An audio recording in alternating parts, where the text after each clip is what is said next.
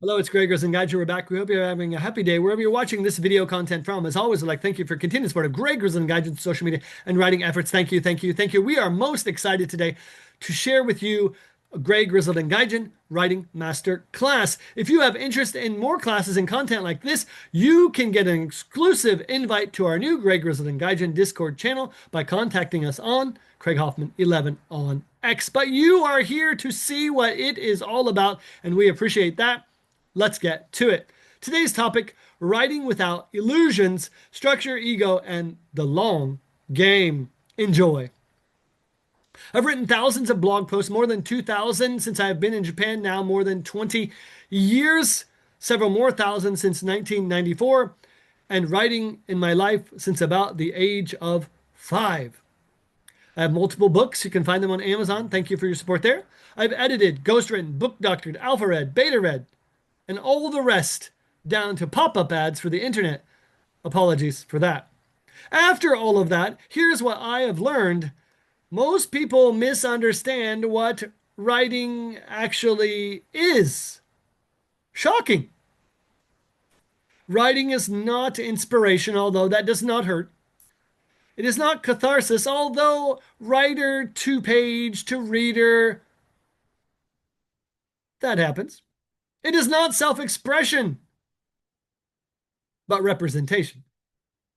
Writing is controlled communication, and that's what we're going to talk about today. Emotion is wonderful, the raw material of content creation. Passion.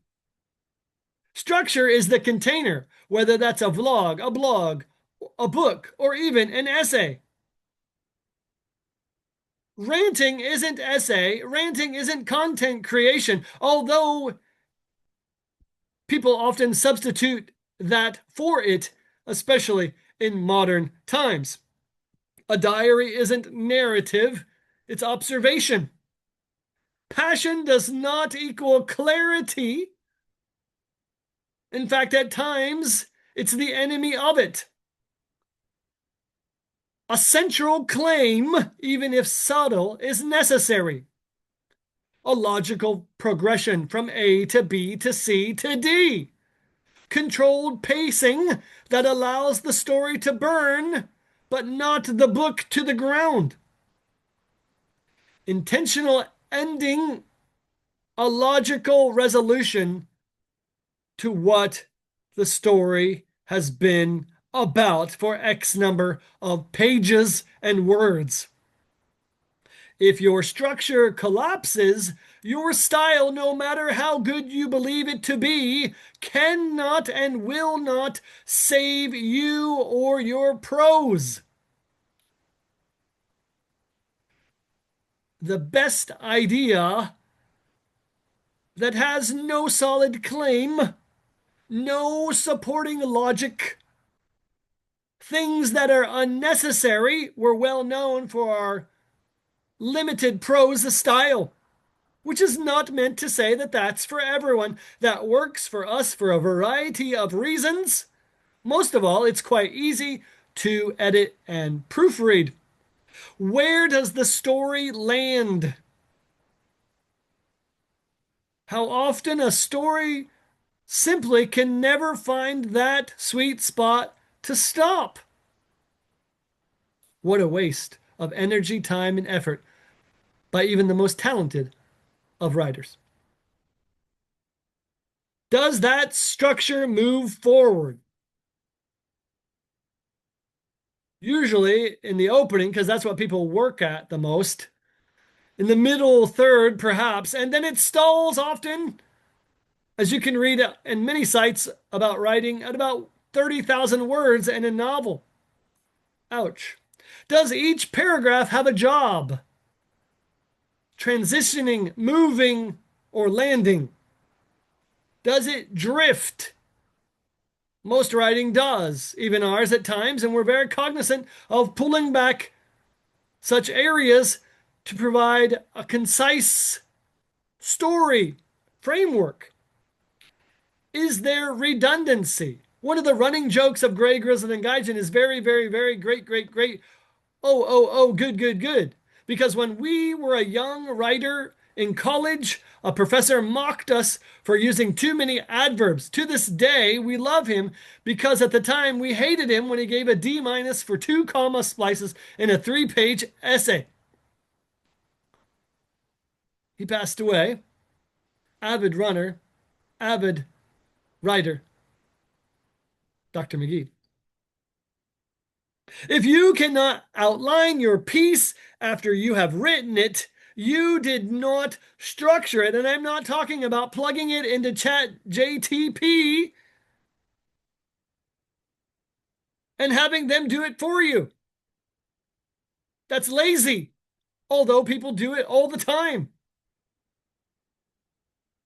If you can do it, you can be almost assured that your writing is strong, and other people will find it strong too. That's the cognitive control. Anticipate where somebody is going to push back on your writing. When I read for other people, that's what I say. What would I say? What would someone say if I put that on my page? And I've had people troll me. You can go to that Amazon site, look up my books, and see me get rolled. Because when I was first putting out novels, I was naive to the fact that people will push back. And sometimes they're right. Most often they're not. But it is a logistical thing that a writer in modern times has to be aware of. You want to manage that reader resistance. I don't care about reviews. I don't care about stars, but they matter when you're trying to get out there. And they certainly matter when you're putting a draft to an agent to make some real money. Look ahead. Step back. Be critical, hypercritical of what is on your page. Plural. Order that information strategically, which takes thought, energy, time, and effort.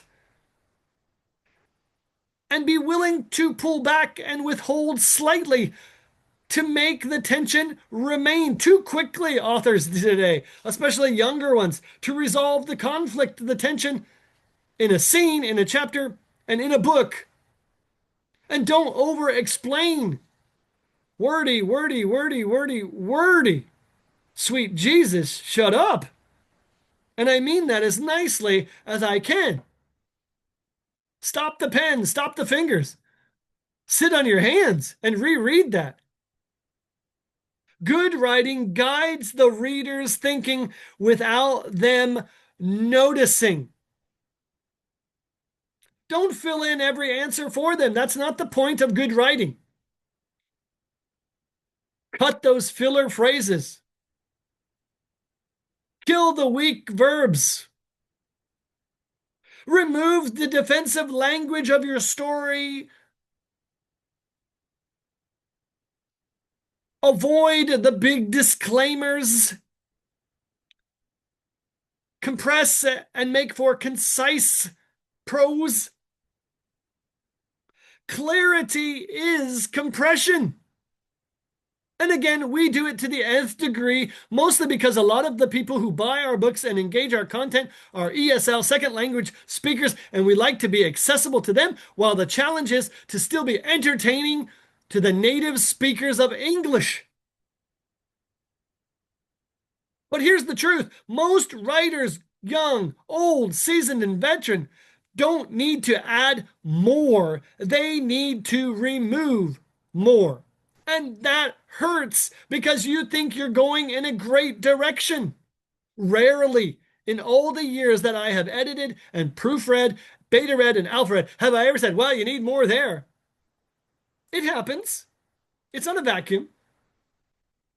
But rarely when somebody brings me a good piece of prose do I say, well, a bit more here. It's usually, well, if you take that out, took that out, combine that, then it becomes smooth as glass. But that hurts when somebody says, cut a chapter, cut a paragraph, even a line that you've really become attached to. Editing without ego. Most writers loved drafting. I do. Almost none of them love revision. I don't even call it revision. I write one draft because I think it only takes one draft. The rest of that's just really poor writing. Revision means writing it the way it should have been the first time. Drafting fast. I write fast. Go, go, go. I used to write at 4 o'clock in the morning before my job, write a bunch of stuff, come home after work, and edit. And it was a mess, as you might imagine, at 4 a.m. But by 9 o'clock, when I went to bed, I had something to work with the next morning, day after day after day after day. And I've been able to write even a 50,000 word novel in as little as 18 days. Edit cold. Put it down. Cut 10 to 20% minimum. Out, out, out, out. It can always come back in. If a sentence exists to impress you, your editor, a publisher, or a reader, cut it. It's a waste. It impresses no one. Of that, I can tell you for sure. If a paragraph exists to protect your ego as a writer, again, I don't care about you. I care about your prose, and so does the editor, and so does a good agent, and so does a good publisher, and so does a good reader, which is who I am seeking, and I'm sure you are too. Editing is respect for the reader above all else. Writers struggle because they confuse themselves with the draft. What am I doing? And they fear cutting because cutting equals failure when success is at hand. They defend weak structure because they fall in love with their own writing. And we're not immune to that. It's why we tend to be a cold-hearted SOB while editing, alpha reading, and beta reading for other people. Emotion has nothing to do with good writing at the end of the day. You are not your paragraph.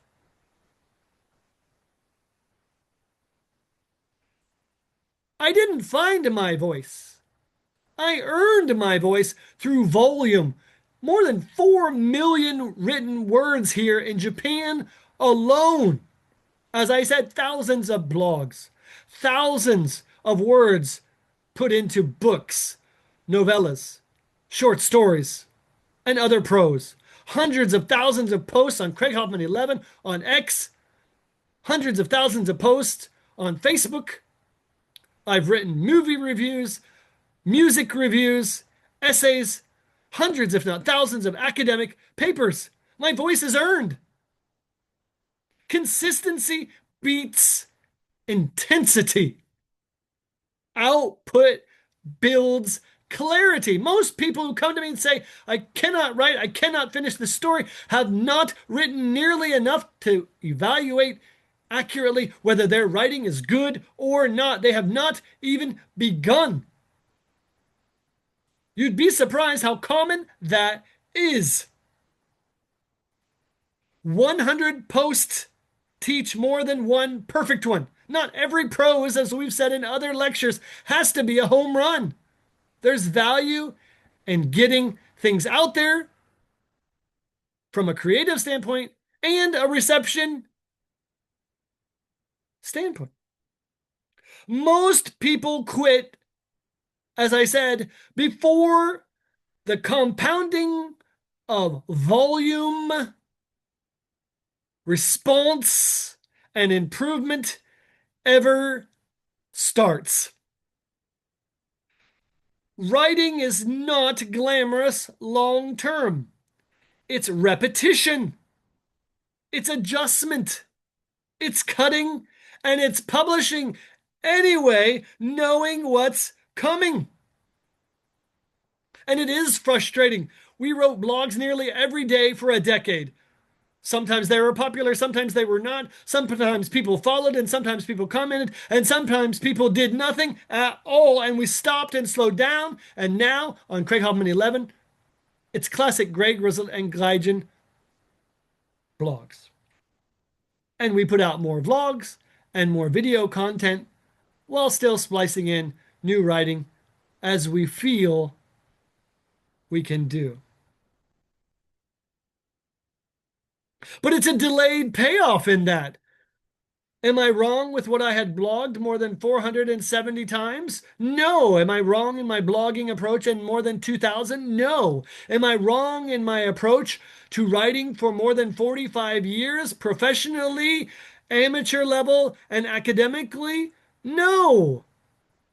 But I'm 100% wrong when the reception does not come with it. And there's a tug of war that every writer who wants to get out there and be received, presumably positively, faces. That's not whining, that's reality. But of course, we have to bring this all back together because I thought, like, don't do this, cut, cut, cut. It's more than that. If you want to write seriously, remove the illusions that you are actually working at the craft. Likely you are not, which is why you're here watching the video. You might even be good. You might even be more talented than most people. It happens. Congratulations. There's no muse worship, no aesthetic posturing, no romantic suffering myth. I'm as mentally stable as I can be at 50 unemployed living in Japan, and as stable mentally and emotionally as any writer I have ever met in my life, and I am better, I promise you, than 99.9% of them. And you can be too. Good structure, control, editing effort, and the endurance and will and humility to stay in the game and put your best effort forward when you feel it's not enough, or you can't, or you won't. If you want to be read, write clearly. If you want to be respected, write precisely. If you want to endure, write consistently. I've not missed a day of writing in more than 2 decades. And you?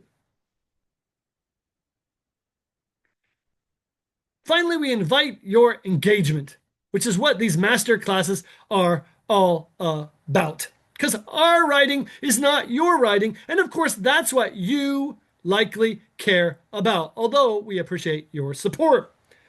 What part of the writing do you struggle with most? Structure, editing, consistency? Let us know on Craig Hoffman 11 on X. As always, we appreciate your support. Again, we invite you to contact us again on Craig Hoffman 11 for a special invite to our Greg Grizzled and Gaijin Discord, where you can find more great content like this master class. As always, that's it, and have a great, great day.